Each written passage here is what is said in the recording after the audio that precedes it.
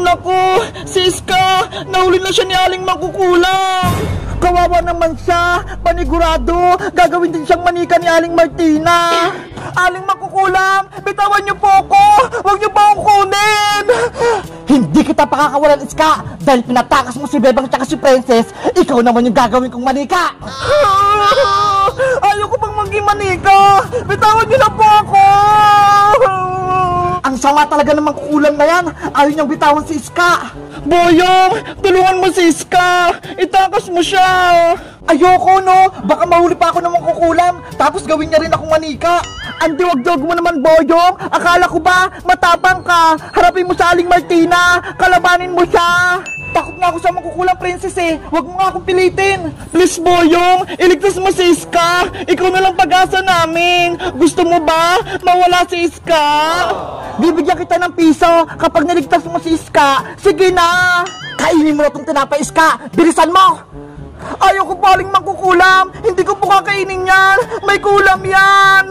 Sa ayaw at sa gusto mo, kakainin mo itong tinapay. Ayoko po!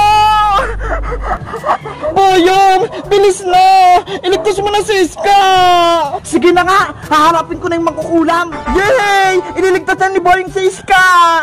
Manikang Bebang, manikang Princess, dito lang muna kayo ha. Panoorin nyo ako kung paano ko talunin si Mangkukulam. Mag-ingat ka, Boyong ha, para hindi ka mahuli. Oo naman, malakas at matapang kaya ako. Go Boyong, talunin mo si Mangkukulam. Lagot sa akin yung Mangkukulam na yan, ilagis ko siya sa sapa. Kainin mo na tong tinapay, Iska, bilis! Hoy Mangkukulam, ako yung harapin mo, wag si Iska. Tapang-tapangan kang Boyong ka? Tatalunin kita gamit tong muscle ko. Ang yabang mong, Boyong ka. Tikman mo tong lakas ko. Etong sayo. Hiya! Aray ko! Yung tenga ko! Boyong! Tumakbo ka nga agad! Ang sakit kasi ng pitik ng Mangkukulam, Bebang eh. Duwag ka talaga, Boyong, no? Hindi ka talaga maasahan. Duwag na kung duwag, Princess. Pero ayoko mahuli ng Mangkukulam. Kaya tumakas na tayo. Bebang! Tulungan niyo ako! Huwag niyo akong iwan! Wala ka nang kakampi, Iska. Iniwan ka na ng mga kaibigan mo. Palayain niyo na po ako, Aling Martina. Gusto ko na po sumama kila Bebang. O siya, umalis ka na. Hindi naman kita kailangan. Talaga po? Pinapalayan niyo na ako? Si Bebang at Princess ang kailangan ko. Kaya umalis ka na dito. Sige po! May bago akong plano. Panigurado, makukuha ko silang tatlo.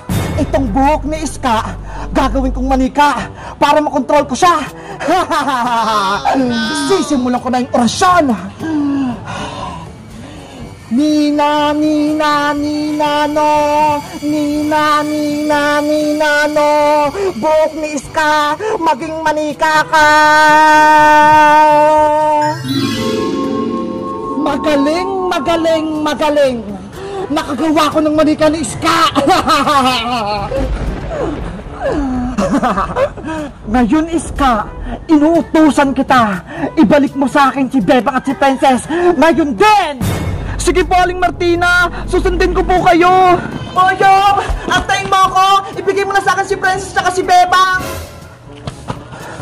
Iska, nakatakas ka! Ang galing mo! Mabuti, hindi ka ginawang manika ni Aling Mangkukulam! Ganyan nga, Iska! Sundin mo yung pinapagawa ko! Naku, mukhang masama yung kutubo kay Iska! Sa tingin nyo guys, ibibigay ko ba si Bebang at si Princess kay Iska? Mag-comment lang kayo para sa part 6! Bye-bye!